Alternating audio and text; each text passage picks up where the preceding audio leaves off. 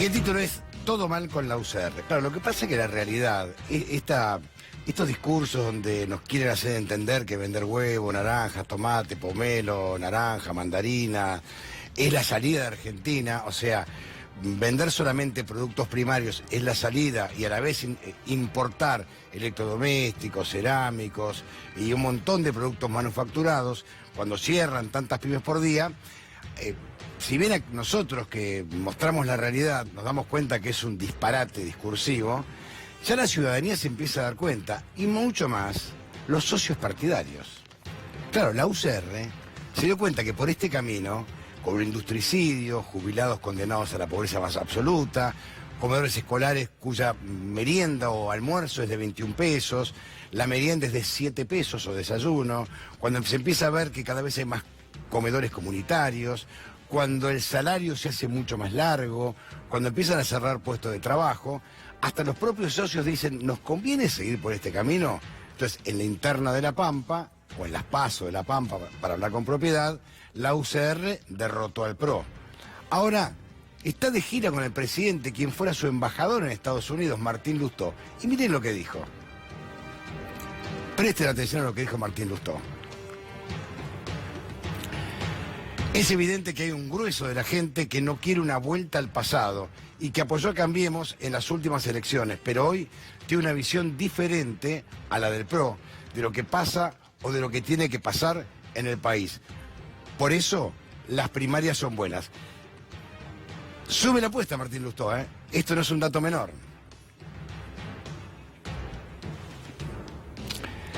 Martín Lustó se va a reunir con Mauricio Macri, porque esto lo dijo desde la India. Y en Vietnam hicieron hoy un reportaje, comunicaron hoy el reportaje en un importante portal, y él dijo esto, pero está de gira con el presidente Macri. Hace rato que un sector del radicalismo está pidiéndole al PRO las PASO en Cambiemos, porque hasta los socios se están dando cuenta de que con este rumbo económico va a ser muy difícil reconstruir el tejido social de la Argentina. Va a ser muy complejo, pero escuche bien, porque en Córdoba la interna que se viene es muy fuerte. Un radical aliado a Cambiemos, que es Mario Negri, y les recuerdo que hace un tiempo era un hombre del riñón del alfonsinismo, un hombre que era alfonsinista, y reitero la frase que decimos siempre en este programa, Alfonsín dijo, mi límite es Macri. Pero escuchen lo que decía Ramón Mestre. Estoy absolutamente convencido que ganamos todos con las internas. Pero la verdad es que el día pasado tuve varios llamados de Buenos Aires. Para los del interior, sinceramente ya es mucho este dicho que se manifiesta de manera permanente que Dios está en todos lados, pero atiende solamente en Buenos Aires. La historia del país está concentrada en el puerto y todo termina decidiéndose en Buenos Aires, y lo del interior y fundamentalmente lo de Córdoba siempre buscamos equilibrio. No queremos competir, no queremos discutir, queremos que haya equilibrio, queremos que haya un trato igualitario. Y la verdad que tuve una desazón porque recibí llamadas de algunos ministros del gobierno nacional que no lo hicieron como ministros, sino como dirigentes nacionales, tampoco como dirigentes nacionales de Cambiemos, sino que lo hicieron en representación del PRO de Buenos Aires. Básicamente que baje mi candidatura. Nosotros me han ofrecido muchas cosas, nosotros lo que queríamos, y siempre lo hemos manifestado. En mi caso, cuando fui senador de la Nación en representación de la provincia de Córdoba, uno de los temas fue fortalecer y defender el federalismo, el trato equitativo de los subsidios y demás. Y nosotros no vamos a regalar la identidad a Buenos Aires, que esto no se malinterprete, pero no está bueno que... Claro, y se me ofrecieron muchas cosas. Habrá que ver qué le ofrecieron realmente, ¿no? Pero claro, lo que pasa es que la intención del PRO, no digo Cambiemos, del PRO, concretamente de Marcos Peña, sus ministros, del propio presidente, es armar todas las listas y quiénes son los candidatos, sin internas, sin las PASO del PRO, en distintos distritos. Los radicales, que en su momento una convención, usted se acuerda, de Entre Ríos votaron porque estaban deseosos de tener un presidente o llegar al gobierno a través de alguna figura, no importaba cuál. Ahora se encuentra un grupo de radicales que, bueno, que se equivocaron. Ahora, ¿les van a dar la interna o las PASO? van a estar obligados, porque muchos radicales, si no manifestaron, nos vamos de Cambiemos. El caso de Ramón Mestre es clarísimo, nos vamos de Cambiemos. En La Pampa dieron internas, perdió el PRO. Ahora también, la otra es querer manejar todo con la lapicera de Buenos Aires. Cambiemos, no se da cuenta. Fíjense también el silencio de Carrió, que es algo llamativo. Carrió está silenciada. Fernando Iglesias, un gran vocero, un charlatán que tiene que Cambiemos, también está llamado a silencio. Está llamado a silencio. ¿Pero por qué? Porque el rumbo del país va marcando el rumbo. Mira, un ejemplo cortito, aprovecho que estuvimos Fernando. Hablamos que vamos a importar productos manufacturados, ¿no? Pero vamos a importar limones, naranja, tomates, huevos. ¿A cuánto se va el huevo la semana que viene? Hay que ver. Hay que ver a cuánto se va el huevo, ¿entendés? O sea, hay un discurso que es preocupante. O sea que yo te escuchaba y Martín Lustó, hay que recordar, fue ministro de Economía de Cristina Fernández. Y embajador de... Sí, y fue presidente del Banco Provincia con Daniel Scioli. Digo, es una figura muy asociada también a ese movimiento, lo cual hace que se venga probablemente un reagrupamiento muy fuerte en toda la política. Vamos a hablar de la canasta de pobreza. La canasta de pobreza, porque se conocieron los números de cuánto ascendió ahora la canasta para no ser pobre en la ciudad de Buenos Aires, que es donde está tomada. Enero 2018, 17.096 pesos. Enero 2019, 25.794. Hay un aumento interanual de 50.9%. Esta es la canasta de la pobreza, esta es la que incluye todos los alimentos más algunos servicios que son necesarios para mantener un piso en el nivel de vida. Por eso es más alta que la inflación. La inflación fue de 47.6, 50.9. Aumenta más, siempre lo decimos, todo lo que tiene que ver con el consumo de la familia de menos recursos. Alimentos es lo que más crece, pero también transporte es lo que más crece y está incluido acá. También crece, aumenta mucho las tarifas de los servicios públicos y está incluido acá. La inflación disparó la pobreza. Una familia necesita, para no ser indigente, en este caso. Enero 2018, Fernando, 8.326. Y enero 2019... 12.721. Son números grandes, ¿eh? Vos pensás que esto está arriba del salario o del haber mínimo de una jubilación. O sea, un jubilado que cobra el mínimo hoy es indigente. Hoy un jubilado está cobrando abajo de la línea de indigencia en la ciudad de Buenos Aires. No es, uno dice 12.000 pesos, parece con la inflación que hubo que fuera un piso razonable. No, esto es más que un ingreso mínimo de un haber previsional y por supuesto mucho más que lo que es una pensión o un plan social. Esto es lo que te marca cómo va subiendo primero la pobreza y claramente crece también la indigencia. No en la misma proporción, no creció tanto la indigencia como la pobreza, pero claramente esa es la tendencia que se profundice y que cuando conozcamos los números del INDEC de lo que pasó en el último trimestre de 2018, creo que nos vamos a asombrar, Antonio. Gracias, pero ahora seguimos con economía, ¿eh? Y decíamos que declaró, que había indagado, Marcelo D'Alessio, habló bastante, mencionó a la AFI, defendió al fiscal Stornelli, después fue denostado por Fariña, ni bien salió el tema de D'Alessio, Fariña salió a denostarlo diciendo que es un loquito, casualmente las mismas palabras que utilizó Stornelli, un desequilibrado es la palabra. Pero declaró, involucró a un ex jefe de la TDI La Matanza, Ricardo Bogoliuk, habló de Pedro Echeves, habló de un montón de temas, intentó sacar del medio al fiscal Stornelli, habló que es un perseguido, habló de Fariña, hay que ver, le voy a contar quién le paga a Fariña, dijo, me encantaría saber quién le paga a Fariña y cuánto le pagan a Fariña. Seguramente en cualquier momento va a aparecer Marcelo D'Alessio como un arrepentido más en todas estas causas, tal cual es Fariña, otro impresentable. Turi Coleman, Turi, ¿cómo te va? Buenas noches. Hola Antonio, ¿cómo va? Vos que la leíste y estás acostumbrado a leer este tipo de declaraciones indagatorias. La sensación que uno tiene desde afuera es que lo que intentó fue desinvolucrarlo al fiscal Stornelli bajo cualquier costo. Bueno, lo primero que trata de hacer es desinvolucrarse él. Sí, no, esa. No soy cajero de Stornelli, ese es el corazón de yo no junto plata para Stornelli. Esto vendría a ser el centro de su declaración. Pero si le pediste $300.000 a un empresario y lo extorsionaste. ¿Cómo es que no sos cajero de Stornelli? Bueno, es que vinieron de... A ver, estamos... y me tendieron una trampa, y entonces le pedí plata para saber de dónde la sacaba, y entonces yo iba a investigar la ruta del dinero acá. La verdad que como argumento, te bochan en Hollywood con este argumento. No aprueba ningún libretista, nadie, muy malo el argumento. Así que básicamente lo que hay, lo que vemos esencialmente es que no quiere aparecer como el cajero de Stornelli, como las pruebas lo indican, porque estuvo 3 horas con Stornelli allí en Pinamar, reunido, y después de eso le pidió la plata, los $300.000. Lo que también se nota, escuchábamos ayer más escuchas telefónicas, ¿no? Este regateo de la plata, ¿no? Ayer escuchábamos una que un abogado pedía 250.000 y terminaba con 50.000. Ahora habló que de última 200.000 para no se estire tanto, o sea, hasta regatean la coima. Y sí, pero en esa declaración de la que vos hablas, Antonio, eso fue en octubre del año pasado. Claro. Y Claudio Barreiro, uno de los que, digamos, de los hermanos a los que le pidieron ese dinero, lo declaró. Él dice que lo declaró en la Fiscalía de Stornelli. Le dijo, mire, y estaba Stornelli presente, eso dice Claudio Barreiro. Mire, nos están pidiendo plata en nombre suyo. Estamos hablando de octubre del año pasado y sin embargo no se hizo nada. Stornelli, ¿por qué no presenta su celular?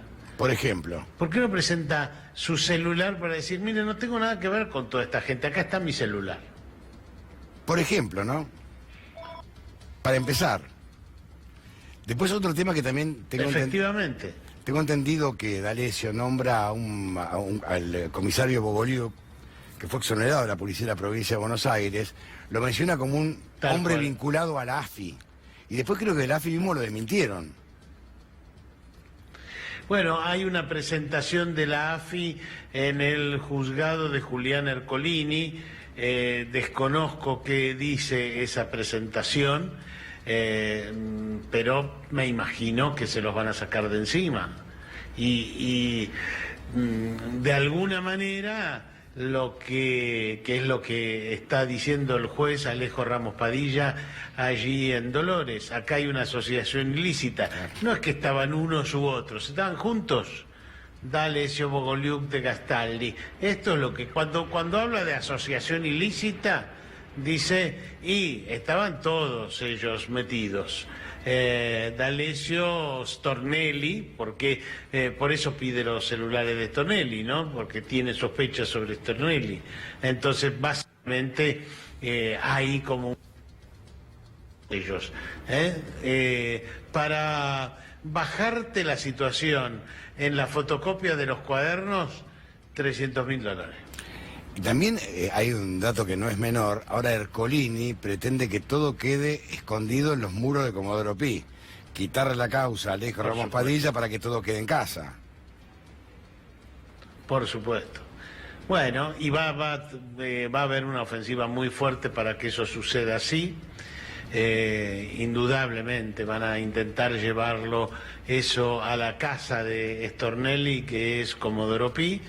Y bueno... Ercolini ya le pidió la causa, dio vistas a Alejo Ramos Padilla a todas las partes para que opinen. Casi seguro van a opinar que no, que tiene que quedar en Dolores. Entonces él rechazará el pedido de Ercolini, intervendrán las cámaras federales de Mar del Plata, claro, y de Buenos Aires, y en su defecto la casación. Todos muy alineados con el gobierno nacional y con Stornelli, de manera que van a intentar quitarle la causa a Alejo Ramos Padilla. Pero mientras tanto avanza la investigación y, por ejemplo, mañana se hace la pericia de los celulares. Entonces ahí se va a ver, porque una de las cosas que dice D'Alessio, vos fíjate un detalle de color que le explicamos a la gente. Cuando uno va a declarar, le preguntan nombre, apellido, etcétera, etcétera, ¿no? Le preguntan, sí, los datos personales. Entonces, a D'Alessio le preguntan, ¿nivel educativo? No voy a responder esa pregunta. Claro. Pues no ¿Por qué? Porque es falso abogado. Claro, es así un que trucho. no pudo contestar eso. Exactamente. Ingresos, no voy a contestar esa pregunta. Es decir, tampoco puedo explicar de dónde saca la plata. Así empezó, ¿eh? Estos son los 3 primeros renglones o 4 primeros renglones de esta indagatoria.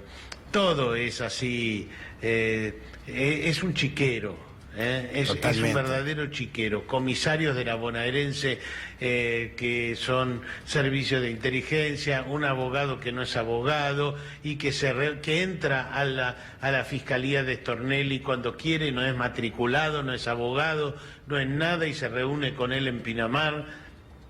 Un chiquero. Ahora, Tuni, vos y yo hemos cubierto varias causas, ¿no? Durante muchos años. Más allá de la mugre, qué berretas los operadores de Comodoro Pi. Qué nivel de lumpenaje.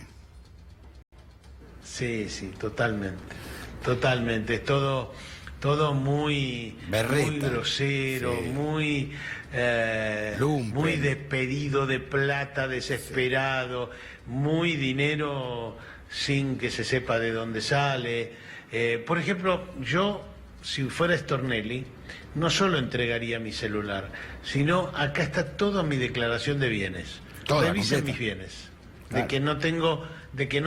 Porque en los audios D'Alessio dice, tiene 2 camionetas está comprando propiedad.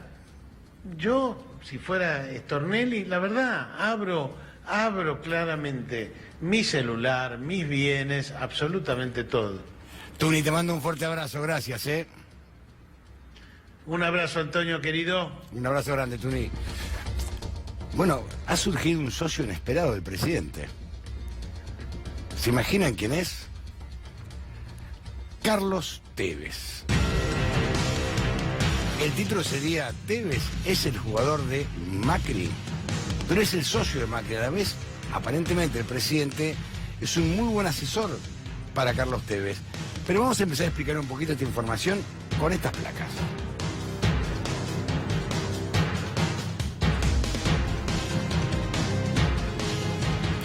Carlos Tevez fue socio de la familia presidencial en el negocio de los parques eólicos. Dicha operación está siendo investigada por negociaciones incompatibles y defraudación al Estado. Tenemos una segunda placa.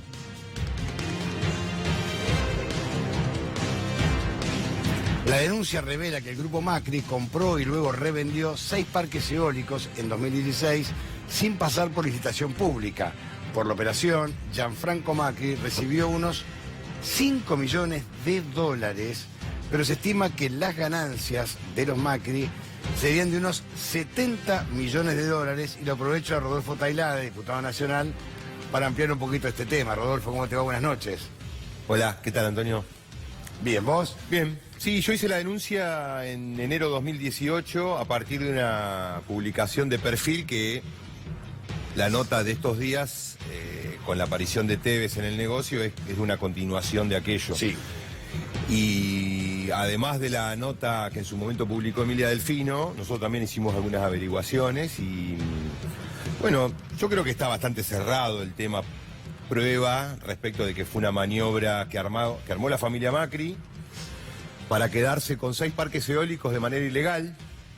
¿Y por qué ilegal? Porque 4 de esas concesiones habían sido otorgadas en 2009 en el gobierno de Cristina, una licitación que gana una empresa española que se llama Isolux, sí, que es una muy tradicional socia de los Macri, digamos, en muchos negocios en Argentina.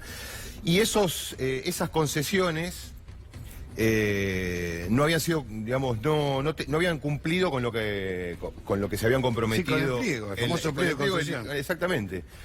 Eran parques vacíos. Con lo cual el Estado no solamente tenía que desautorizar esa cesión, porque la operación contó con la aprobación del Estado, del Ministerio de Energía, del Banco Nación, porque era acreedor, y de NARSA. El Estado no solamente tendría que haberse negado a la cesión, sino que se tendría que haber recuperado las concesiones para el Estado y volver en todo caso a otorgarlas a alguien que sí estuviera en condiciones de cumplirla. La ganancia que plantea o que se plantea desde la publicación de Perfil, alrededor de 70 millones de dólares. 25 millones de dólares es el precio de compra de las 6 concesiones y 95 millones de dólares el precio de venta.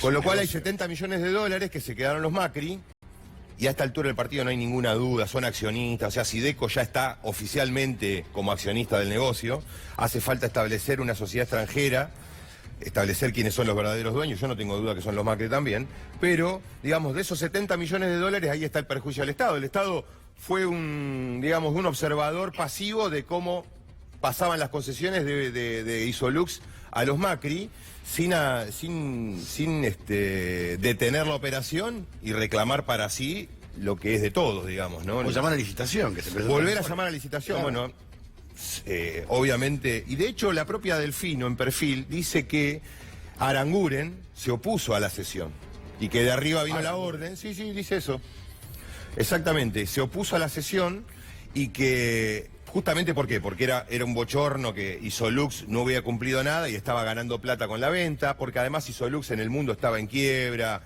escándalos de lavado, de sobornos. Entonces, Aranguren aparentemente se opuso y desde arriba vino la orden, no, esto se aprueba. Esa es un poco la maniobra. Hoy, o hace 2 o 3 días, nos encontramos con que uno de los accionistas de una de las sociedades, la sociedad es Carlos Tevez. La sociedad que integra Tevez... Por ahora, después no sé si Tevez participa de las otras sociedades, son 3 en total. La sociedad que participó, que es accionista Tevez con el 10%, se quedó con un parque eólico y lo vendió en 40 millones de dólares a Geneia, que es una empresa, un actor importante dentro de la energía alternativa argentina. Uno de los principales accionistas de Geneia es Jorge Brito, el presidente del Banco Macro, Jorge Brito. Y esa es la participación de Tevez hasta ahora, digamos, ¿no? Por supuesto que me parece que hay 2 cuestiones centrales que hay que investigar. ¿Cuánta plata puso Tevez? Porque de los papeles que hay, solamente habría puesto 10.000 pesos. Sobre la sociedad tiene un capital de 100.000. Tevez tiene el 10%. Puso el escenario, un escenario posible que haya puesto 10.000 pesos y se haya llevado 4 millones de dólares, porque la venta es de 40. O puso mucha más plata y no aparece. Entonces, pero, primero Rodolfo, tiene que... mirá, lo que abona tu historia es bien lo que dice Tevez. Sí. Vamos a verlo, a ver. Yo lo que puedo hablar de Mauricio es que a mí siempre me aconsejó para bien, fue como un padre para mí también, ¿no? Porque... ¿Fue como un papá en algún momento? ¿Sí? Y él siempre me ayudó, viste, con el tema de la plata, de invertir, no invierta con los amigos. Viste, siempre me daba esos consejos, viste, decir, si viene alguien y te ofrece el cielo, no lo tomé, vos guarda la plata, que vos seguís facturando, y siempre fue como, viste, alguien que me ayudó a entender esa parte, ¿no? O sea, lo tenés como un tipo que te dio una mano a Macri. Sí, yo la verdad que Mauricio confío plenamente en él. Más allá de Tevez, ¿no? Más allá de Tevez. El otro día ponés 10 lucas acá, te vas 4 palos. Bueno, las no, dos es cosas un que... negocio, bueno, y además fabuloso. hay otra cosa, Antonio. Tevez tiene que explicar cuánta plata puso. Y además tiene que explicar quién lo invitó al negocio. ¿Quién le dijo, vení que acá estamos, es seguro esto? Gianfranco Macri. O sea, el amigo de Tevez es Mauricio Macri, no hay otro. Ni el resto de los accionistas de estas sociedades que están dando vueltas alrededor de este negocio, no veo que ninguno sea amigo de Tevez. El amigo íntimo de Carlos Tevez y el que lo asesora respecto de cómo administrar su dinero es Mauricio Macri. Así que me parece que estas declaraciones de Tevez, te adelanto que mañana estoy haciendo una presentación en la causa, aportando esto, este video, ese audio, y aportando toda la información que puso Delfino en la publicación de Perfil. Voy a pedir que se lo impute a Carlos Tevez como cómplice de esta maniobra, por lo menos como cómplice. Aunque se lo cite, por lo menos a que explique dónde sacó la plata, y cuánta plata puso. Exactamente, y quién lo recibos invitó, tiene. fundamentalmente quién lo invitó. Yo no tengo ninguna duda que la presencia de Tevez en el negocio es la confirmación de que está Mauricio Macri atrás de todo esto. Rodolfo, en esta misma causa hay un retiro de 5 millones de dólares Claro. de Gianfranco Macri. Sí, sí. Que está firmado por él, inclusive, ¿no? Exactamente, es un mutuo, o sea, un préstamo de dinero que le hace una de las sociedades que ganó 70 millones de dólares, un mutuo, y está el documento, todo lo publicaron en el debate, en el Destape. Sí. Es un mutuo en donde USIR Argentina, que es la sociedad que, digamos, tiene la mayor participación del negocio, le presta 5 millones de dólares a Gianfranco Macri. Si uno lee ese papel, yo como abogado que lo miré en ese sentido, te das cuenta que no hay ningún préstamo. O sea, el día que USIR quiera ejecutar ese documento no lo va a poder hacer. En su vida. Digamos, es básicamente un regalo. No sabemos si eso es... Yo tengo mi idea, ¿no? Pero puede ser tanto una comisión, las gestiones que hizo Gianfranco ante su hermano para que se facilitara todo este negocio, que le salió en 5 millones de dólares, o son 5 millones de los 70 que se están repartiendo, que ganaron y que se están repartiendo entre los protagonistas del negocio. En cualquiera de los dos escenarios hay un delito, está bastante comprobado.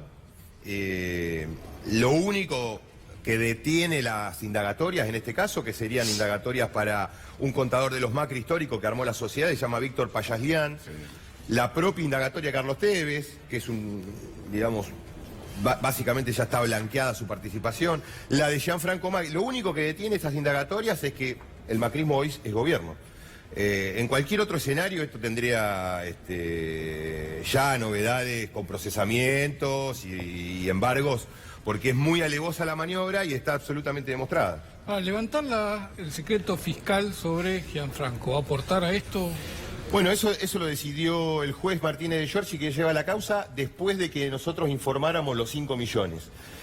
Lo que busca Gianfranco es saber si esos 5, el origen en principio es ese préstamo de esa sociedad. Lo que está buscando es saber, primero, si hubo desde Gianfranco hacia otro, si siguieron para otro destino, y eventualmente cómo estaban esos 5 millones de dólares en poder de USIR, porque USIR también en la Inspección General de Justicia vale 100.000 pesos. Y es la empresa que gana 70, digamos, millones de dólares, ¿no? Entonces, el secreto fiscal va a servir, no sé si va a explicar. Lo que sí me parece que sería interesante, porque levantar el secreto fiscal no es parcial. Entonces me parece que por ahí el levantamiento del secreto fiscal también le puede permitir al juez indagar en el blanqueo, digamos, que hoy está, o hasta ese momento estaban parados por el secreto fiscal. El blanqueo de dinero que hizo Gianfranco... ¿Tendría que aparecer estos 5 millones? Porque estos son... No, esto es posterior. Esto es posterior, pero ya que está, digamos, podría mirarlo, ¿no? Y ver esos famosos 650 millones de pesos que blanqueó en su momento Gianfranco con el blanqueo de su hermano. Me parece que ahí podemos encontrar alguna punta de dónde viene el dinero y... ¿La FIP ya tomó intervención? Sí, no sé si está... tomó intervención, por lo que sé le envió la información a la famosa Dajudeco, que es la oficina de la Corte que tiene las escuchas, pero también tiene una suerte de área para investigar este tipo de organizaciones criminales, y están evaluando toda la documentación que le acercó la FIP para luego mandarle un informe al juez. Bueno, está adelantado el tema. Vamos un poquito de economía, de la diaria, economía doméstica, que es lo que más está complicando. Y reiteramos algo que me llamó la atención y lo voy a repetir hasta el cansancio, discúlpenme, porque vamos a exportar a Vietnam naranjas, pomelos, mandarinas y limones y cerramos... Por ahora solo limones. Por ahora limones. Por ahora solo limones. Y lo demás te tienen que autorizar un acuerdo todavía. espectacular para exportar huevos a la India. No, entonces yo me pregunto, estamos con Carla Pitiot, que es diputada nacional por el Frente Renovador, y Santiago Frachina, que es economista. ¿Qué negocio hace la Argentina? Fernando me lo quiere explicar hace rato y la verdad que me parece incomprensible. No, la realidad es que ninguno. Hay un objetivo que es claro, que es un concepto de que la Argentina no puede ni debe ser un país industrial. Esto no es nuevo, digo, algunos se acordarán de la propaganda de Martínez Dios, de la silla Made in Argentina, te sentabas y te caías, y Made in extranjera, eran todas sillas buenas, con el concepto de que, y este equipo económico vuelve con ese concepto de que la industria nacional es ineficiente, el trabajador argentino es improductivo, caro, y por lo tanto todos los productos industriales hay que exportarlos, y que un modelo... Macri lo dijo como supermercado del mundo, pero ni siquiera eso. Ahora es verdulería. Un modelo agroexportador histórico, donde la Argentina importe todos los productos industriales y exporte solamente los productos en que supuestamente somos competitivos, que son los productos primarios. Obviamente, la consecuencia inevitable de eso es un fenomenal proceso de desindustrialización, sobre todo de los sectores industriales más mano de obra intensiva, como la industria textil, y sobre todo las pequeñas y medianas empresas que en este contexto no pueden competir, y eso vamos a una fenomenal crisis laboral, porque un modelo agroexportador cierra para menos de la mitad de los argentinos en términos de generación de puestos de trabajo, y este es el resultado de lo que está haciendo Macri a nivel internacional. Ahora, ayer, Carla, hubo una derrota enorme del gobierno con los famosos 3 DNU. ¿No? Una derrota enorme. ¿Y esto qué hizo? Se disparó el dólar, la tasa está a 49 como y pico. 46 y pico. 46 y pico. Entonces, frente a esto, uno nota que hay un subterfugio político, ¿no? Yo comparto lo que decía acá el economista. Me parece que hay este gobierno, Santiago, este gobierno no ha roto con el estereotipo histórico que el mundo cree ver en la Argentina y quiere ver en la Argentina, que es el modelo agroexportador, y entonces no ha hecho absolutamente nada desde que Macri ha asumido para romper con ese estereotipo. Entonces, las fábricas se cierran, desde el Estado no hay una protección de la industria nacional, no hay una protección de la industria para salir afuera a vender lo que nosotros perfectamente acá podríamos hacer, porque tenemos un caudal y un recurso técnico, humano, científico enorme, que la verdad que hay que reconocer que yo no comparto muchas cosas del gobierno anterior, pero una de las cosas que realmente hizo el gobierno anterior fue darle oxígeno a la industria nacional, darle oxígeno a la ciencia y a la tecnología, porque la verdad es que la Argentina puede salir al mundo con ciencia y tecnología. Ahora, y terminando el esquema de lo que me parece que está sucediendo, y ayer fue un ejemplo que vos decís, la derrota, era una derrota que era vaticinada, lo venimos diciendo desde enero, cuando salen con el DNU, porque les encantan los DNU en enero. El año pasado estábamos hablando en enero del 2018 exactamente de lo mismo, de decretos con contenido de leyes que tienen que salir por Congreso, o sea, contenido de materias que deben salir por el Congreso. Entonces lo que sucedió era obvio que se iba a rechazar el DNU, pero sí en los titulares de hoy en la oposición frena la extinción de dominio. O sea, en todos los medios lo que sale en realidad es un titular mentiroso. Bueno, pero ahí hay algo trucho, que es lo que da bronca, y lo suma Rodolfo a la charla también. Nadie sabe la importancia del ARSAT, porque es el futuro. Acá salió extinción de dominio como si fuera... Les cuento una anécdota ridícula. El otro día en el peaje de Tortuguitas había un Audi TT que decía Policía Provincia de Buenos Aires, y enfrente un Mercedes modelo 2017 que decía Policía de la Provincia de Buenos Aires. Si van a hacer eso, no, olvídense. Pues es absurdo. Lo importante es hacer hincapié en el ARSAT, porque es la tecnología del futuro, son los satélites. Son las cosas que te cambian la realidad. Que te cambian la vida, que hacen que un país sea primer mundo, me equivoco. No, es que los DNU, además de la inconstitucionalidad, del mamarracho jurídico que son, en realidad lo que revela es el verdadero pensamiento del gobierno. Digamos, no le interesa ser soberanos, no le interesa mantener niveles de autonomía e independencia con respecto a otros países. Por eso no la tecnología. Inclusive lo del deporte también es una forma de resignar soberanía en materia de esparcimiento, de recreación, de crecimiento de la sociedad. Un negocio inmobiliario fabuloso también, ¿eh? Por supuesto. Pero digamos, en esta dimensión de entender de entender al país como un Estado soberano, evidentemente repiten, reprueban las materias. Y la extinción de dominio, lo que vos planteabas, es lo que quieren hacer, es decir, ponerle una chapita a un barco, a un auto de alta gama diciendo recuperado de la corrupción, y hacer un circo electoral con eso dando vueltas, cuando en realidad es pan para hoy, hambre para mañana, digamos, no hay ningún juicio terminado. Están promocionando que hay 100.000 millones de pesos incautados, y cuando es todo órdenes de embargo que nunca se ejecutaron. Lo escuché hace poco al cachivache titular de la Unidad de Información Financiera, de la UIF, que combate el lavado de dinero, que se llama Mariano Federici, que combate el lavado de dinero, tiene la plata en Curazao, digamos. Ahora la tira afuera. Sí, la tira afuera, y además en un paraíso fiscal en donde, digamos, la guardan los mafiosos. La tiene ahí. Lo mismo que el titular de AFIP, ¿no? Que los persigue a ustedes, a los laburantes del canal, le saca la cuenta y toda la plata de ese tipo está afuera. Bueno, pero lo escuchaba a Federici diciendo, hablando de 100.000 millones de dólares, de qué sé yo, y qué es lo que tienen establecido hasta ahora certeramente. Bueno, son 7 millones de dólares de los BAE, que es hace 3 años que estamos dando vueltas sobre los millones de dólares de los BAE, la cuenta en Suiza de los BAE, el auto de los BAE, es lo único que aparece. Mientras tanto faltan 2 PBI.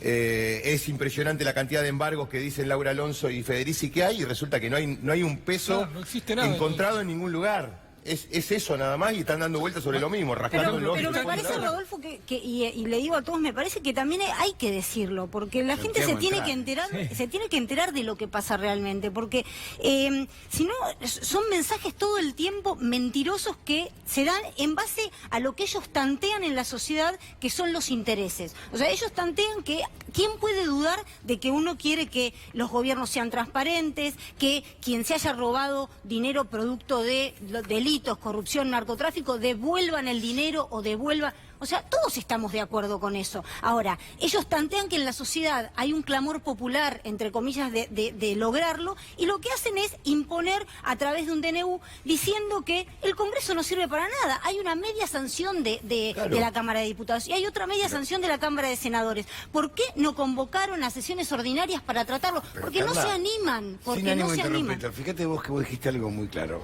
¿Qué se ha publicado hoy?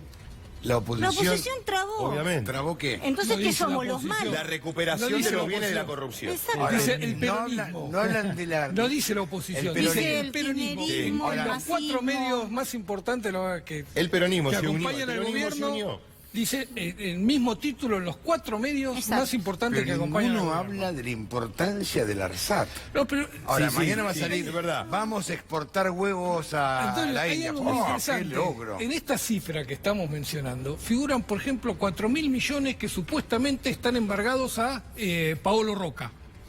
Sí, ¿qué es plata de la corrupción? Paolo Roca es plata de la corrupción. Sí, que sí, sí. Laura Alonso explique cómo va a hacer a ejecutarle 4.000 millones a cada uno de los empresarios que figuran en O esa cómo lista. llegó a esa cifra, es decir, a través de un acto de corrupción, Paolo Roca se benefició con 4.000 millones de dólares, de pesos, sí. Es toda una gran chantada. Bueno. Básicamente, esa es una de las apuestas del oficialismo, berretizar la discusión. Bueno, Sí, con los no se puede D'Alessio, discutir en con los profundidad. Ahí D'Alessio, recién lo planteaba Fíjate, Carla. cuando apareció D'Alessio, automáticamente en un canal apareció Fariña. Sí, Pero bueno. automáticamente. O sea, es Bueno, contraponer- hoy D'Alessio un poco más es militante nuestro, digamos, ¿no? O sea, básicamente un militante K, porque viste que hoy le hicieron una radiografía, amigo de este, amigo de aquel. Pero la discusión berreta a la que nos lleva el gobierno es en todos los ámbitos. tiempo, En el tema del todo el DNU por tiempo. extinción de dominio. Ah, vos no estás a favor del DNU. Sos malo, Entonces nosotros estás a somos- favor de la corrupción. No, permanentemente es eso. Y Carla plantea que hay que difundirlo, que hay que informarlo, que hay que, digamos, exponerlo públicamente. Es difícil porque venimos acá, algunos, pero yo lo escucho a Federici como recién, en un canal en donde no a nadie, digamos, de este sector van a invitar, por lo menos para desmentir eso. Hacer No es muy difícil, un se va contrapunto. generando. Pero digamos, esta gente que vino con la bandera de la República, de la institucionalidad, de la seriedad y de la modernidad, son lo más berreta y lo más chanta que hay. Digamos, estas cosas, los DNU son, pero de cuarta. Cualquier estudiante de Derecho sabe que son absolutamente truchos. Sin embargo, nos tenemos que bancar que por cuestionar eso nos asocien a que no queremos recuperar bien la Te corrupción. sumo algo a vos que Sí. es importante porque también forma parte de la realidad argentina, ¿no? Hoy repasamos con Fernando los datos de la indigencia. Hoy un jubilado es indigente. Sí, exactamente. Y el que cobra el salario mínimo también es indigente. Los Pues dos. es un dato no menor, porque bueno En Capital remarcarlo. Federal, sí. Y hay trabajadores con unas 20.000 pesos que son pobres. Sí. No, y quiero remarcar también, eso es así, el que cobra salario mínimo y jubilación mínima con los datos que hoy sacó Capital Federal es pobre, está debajo de la línea de la pobreza.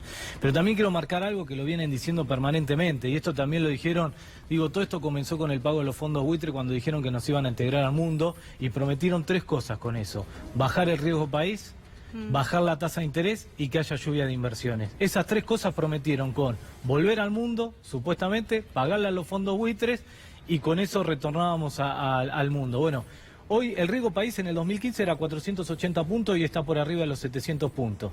Tasa de interés, tenemos la tasa de interés más alta del mundo, 46%. Ningún país del mundo tiene tanta tasa de interés como tiene la Argentina. Y en vez de lluvia de inversiones, las empresas se están yendo de la Argentina, anuncian todos los días empresas textiles que se están yendo a Brasil. Hoy problema de hoy Coca-Cola. Bueno, digo, porque también la gobernadora Vidal había dicho en el programa, creo que de Mirta Legrand, que las pymes que quebraban eran porque no eran competitivas. Entonces, no era una culpa del modelo económico, porque siempre cuando generan estos modelos económicos le echan la culpa o al trabajador que es un desocupado o a la pyme que quiebra. Pero ahora lo que está pasando es que las empresas grandes como Coca-Cola están también teniendo problemas. Ahora, lo último que diga Vidal es que Coca-Cola no es competitiva y por eso está teniendo problemas en la Argentina. ¿Me deja ir una pausa y ya venimos? Perfecto. Hacemos una pausa, ya venimos.